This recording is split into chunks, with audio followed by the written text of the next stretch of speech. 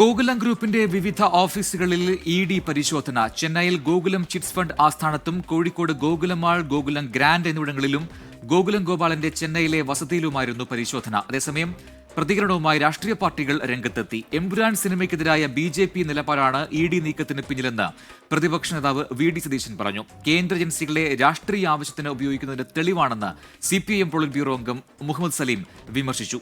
പ്രതികാര നടപടിയെന്ന് N K. Premachandran MP, വേട്ടയാടലെന്ന് എം.വി. ജയരാജൻ. ഭയപ്പെടുത്തി കീഴ്പ്പെടുത്താനുള്ള ആർ.എസ്.എസ്. ശ്രമമെന്ന് ഡിവൈഎഫ്ഐയുടെ കുറ്റപ്പെടുത്തൽ. എന്നാൽ രാഷ്ട്രീയ വിരോധത്തിന്റെ പേരിലല്ല പരിശോധനയെന്ന് മുൻമന്ത്രിയും ബി.ജെ.പി. നേതാവുമായ വി. മുരളീധരൻ അവകാശപ്പെട്ടു. അതിപ്പോൾ ആ സിനിമ കൊണ്ടുവന്നാണെന്നാണെന്ന് എല്ലാവർക്കും അറിയാമല്ലോ. മറ്റേ ഭക്ഷണം കഴിക്കുന്ന എല്ലാവർക്കും, ചോറ് വാരി കഴിക്കുന്ന എല്ലാവർക്കും അറിയാമല്ലോ. ഇപ്പോൾ ഗോപാലിന് വീട്ടിൽ ഇ.ഡി. കയറാനുള്ള കാര്യം എല്ലാവർക്കും അറിയാമല്ലോ. എല്ലാവർക്കും അറിയാവുന്ന കാര്യം. I was saying that how the agencies, now you have added not only the central agencies but some of the state agencies, the state government run by the BJP, they use it for political purpose.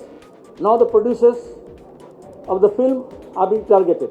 Empuraan സിനിമയുടെ നിർമ്മാണവുമായി ബന്ധപ്പെട്ട് ആ cinema പ്രദർശനം ആരംഭിച്ച് 2 ആഴ്ചക്കുള്ളിൽ നിർമ്മാതാവായിട്ടുള്ള ശ്രീ ഗോകുലം ഗോപാലൻ്റെ ഓഫീസുകളും സ്ഥാപനങ്ങളും raid ചെയ്യുക എന്ന് പറഞ്ഞാൽ ബി.ജെ.പി. മുന്നോട്ട് വെക്കുന്ന പകപോക്കൽ രാഷ്ട്രീയമാണ്. എമ്പുരാൻ്റെ വിവിധ ഭാഗങ്ങൾ അതിൽ നിന്ന് നീക്കം ചെയ്യാൻ വേണ്ടി അണിയറ പ്രവർത്തകരെ നിർബന്ധിക്കും വിധത്തിലുള്ള സംഘപരിവാർ നേതാക്കളടക്കമുള്ളവരുടെ നേതൃത്വത്തിൽ നടത്തിയ വ്യക്തിഹത്യകൾ, അതിൻ്റെ കൂടി ഭാഗമാണ് നിർമ്മാതാവിന് നേരെ നടന്ന ഇ.ഡി. പരിശോധന. എമ്പുരാൻ സിനിമയ്ക്കെതിരായി ആ സിനിമയുടെ നിർമ്മാതാവിനെ ഭയപ്പെടുത്തി കീഴ്പ്പെടുത്താൻ വേണ്ടി ഇ.ഡി.യെ അന്വേഷണ സംവിധാനത്തെല്ലാം അവർ ദുരുപയോഗിക്കുകയാണ്. എമ്പുരാൻ സിനിമയുടെ പ്രൊഡ്യൂസറുടെ സ്ഥാപനങ്ങളിലേക്കൊക്കെ റെയ്ഡ് നടക്കുക. ഇതെന്താ വടക്കേ ഇന്ത്യയിലെ വടക്കേ ഇന്ത്യയാണെന്ന് ഇവർ കരുതിയത്? ഇതെന്താ വെള്ളരിക്ക പട്ടണമോ? ആ ഏജൻസികൾ ഒരു തരത്തിലുള്ള രാഷ്ട്രീയ താല്പര്യങ്ങളോടുകൂടിയുമല്ല പ്രവർത്തിക്കുക.